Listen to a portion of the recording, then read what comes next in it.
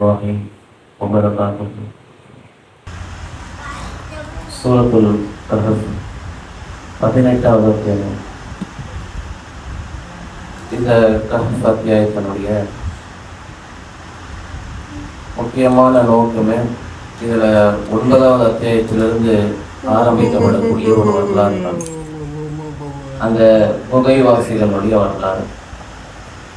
அவர்கள் எப்படி தங்களுடைய கொள்கையில் உறுதியாக இருந்தாங்க, அதுவும் குறிப்பாக இளமை பருவத்தில் தங்களுடைய உறுதி எந்த அளவுக்கு இருந்தது அப்படின்றத குறிப்பிடும் வகையில் இந்த அத்தியாயத்தினுடைய பெயரை அல் கஹஃப் அப்படின்ற அத்தியாயமாக நாம் ஒரு பெயர் சுட்டுகிறோம். அப்போ புகைவாசிகள், அப்போ அவர்களுடைய வரலாறு என்ன அப்படின்றத நம்ம சுருக்கமாக தெரிஞ்சுப்போம். அடுத்து ஓத இடையில கூடுதல் விளக்கங்கள் இருக்கும், அதை நம்ம பின்னாடி கூட பார்த்துப்போம். மோலவருடைய அந்த சுருக்கமான வரலாறை நம்ம முதல்ல தெரிஞ்சுப்போம்.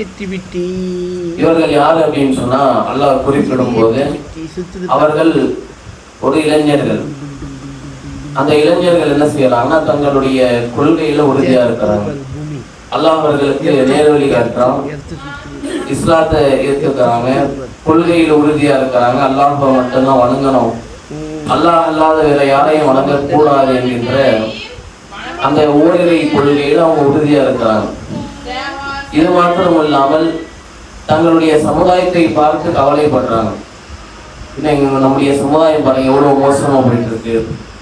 அவர்கள் தங்களுடைய கொள்கையில உறுதியா இல்லையே, அல்லாதவர்களிடத்துல பிரார்த்தனை செய்யறாங்களே, அல்லாஹ்வை தாண்டி வேற ஒரு கடவுளை வணங்குறாங்களே, இவர்கள் அநியாயமான கூட்டத்தான பேசுறாங்க அப்படின்னு சொல்லி இந்த இளைஞர் கூட்டம் தங்களுக்குள்ளேயே பேசிக்கிறாங்க. இப்ப இந்த கொள்கை உறுதியினால அல்லாஹ் என்ன செய்யறான்னா, ஈமானை இன்னும் அதிகப்படுத்துகிறான்.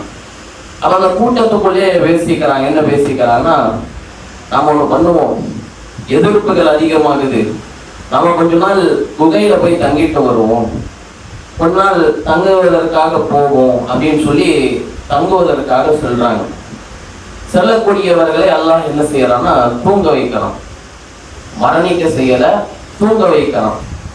எப்படி நம்ம தூங்கும் போது அங்கே இங்கே புரள்வோமோ, இடதுபுறமாக வலதுபுறமாக புரள்வோமோ, அதே போலதான் அவர்களும் இருந்திருக்கிறாங்க.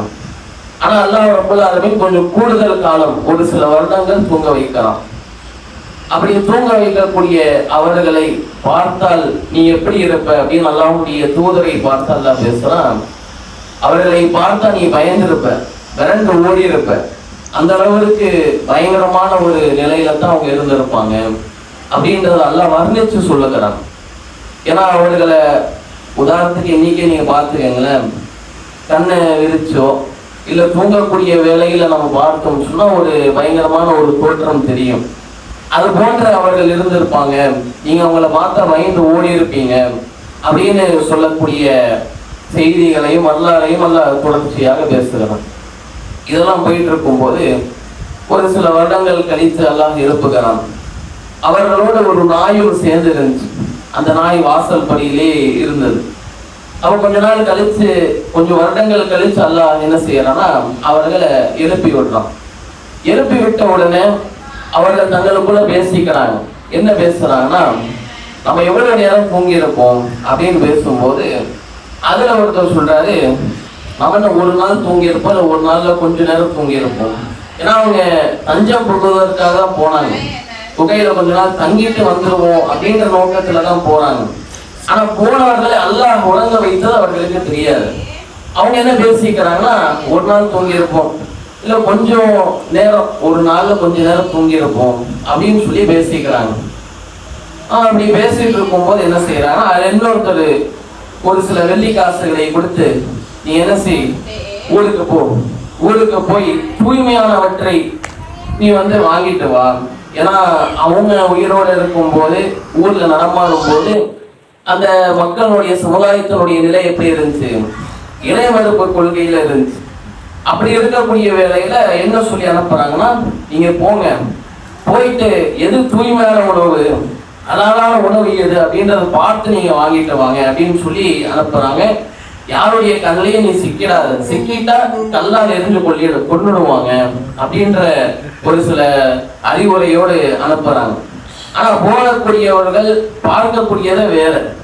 என்ன பார்க்கிறாங்கன்னு சொன்னா, ஒட்டுமொத்த மக்களும் மாறி இருக்கிறாங்க. காரணம் என்னன்னா, பல வருடங்கள் எல்லாம் உறங்க வச்சிருக்கிறான்.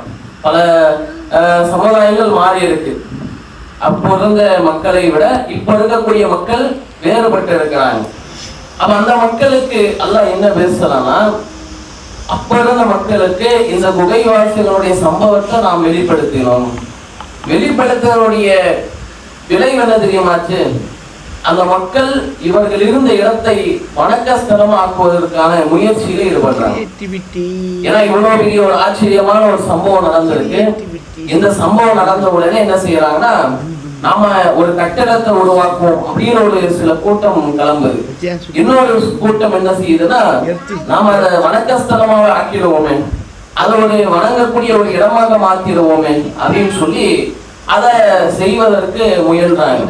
ஆனா இது ஒரு மோசமான ஒரு செயல், இப்படி செய்யக்கூடாது அப்படின்றதெல்லாம் தொடர்ச்சியா பேசிட்டு அடுத்த ஒரு சில கருத்து வேறுபாடுகள் வருது. என்ன கருத்து வேறுபாடுனா, யாரும் அந்த குகையில இருந்தாங்க அப்படின்னு சொல்லும் பொழுது 3+1, அதாவது 3 இளைஞர்களும் ஒரு நாய். ரெண்டாவது கருத்து என்ன வருதுன்னு சொன்னா, 5 இளைஞர்களும் ஒரு நாய்.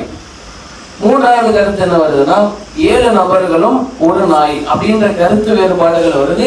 ஆனா அல்லாஹ் பேசும்போது என்ன பேசுறான்னா, இது எனக்கும் இன்னும் சிலருக்கு மட்டும்தான் தெரியும் அப்படின்ற மாதிரி அல்லாஹ் பேசுறான். அதே மாதிரி எத்தனை வருடங்கள் தூங்கி இருப்பாங்க அப்படின்ற கருத்து வேறுபாடுகளும் வருது.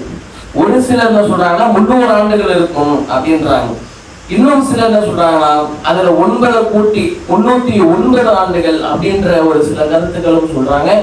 ஆனா அல்லாஹ் சொல்றான், அப்படி கிடையாது, இது அல்லாஹ்வை தவிர வேற யாருக்கும் தெரியாது, அல்லாஹ்வுக்கு தான் எண்ணிக்கை தெரியும் அப்படின்னு சொல்லி இந்த குகைவாசிகளுடைய சம்பவத்தை அல்லாஹ் முடிக்கிறான். அப்போ அவருடைய அந்த கொள்கை உறுதிப்பாடும் கொள்கைக்காக அவர்கள் எடுத்துக்கொண்ட ஹிஜ்ரத் பயணத்தையும் அல்லாஹ் ரப்பல் ஆலமீன் இந்த வசனத்திலே பேசுவதை பார்க்கிறோம். அதை நாம் அடுத்து வசனங்களாக அரபியும் தமிழோடு நம்ம சேர்த்து வாசிக்கும் போது கூடுதல் விளக்கத்தையும் நாம் இன்ஷா அல்லாஹ் பார்ப்போம். சுப்ஹானக அல்லாஹும்ம வ பிஹம்திக அஷ்ஹது அல்லா இலாஹ இல்லா அன்த அஸ்தக்ஃபிருக வ அத்தூபு இலைக்.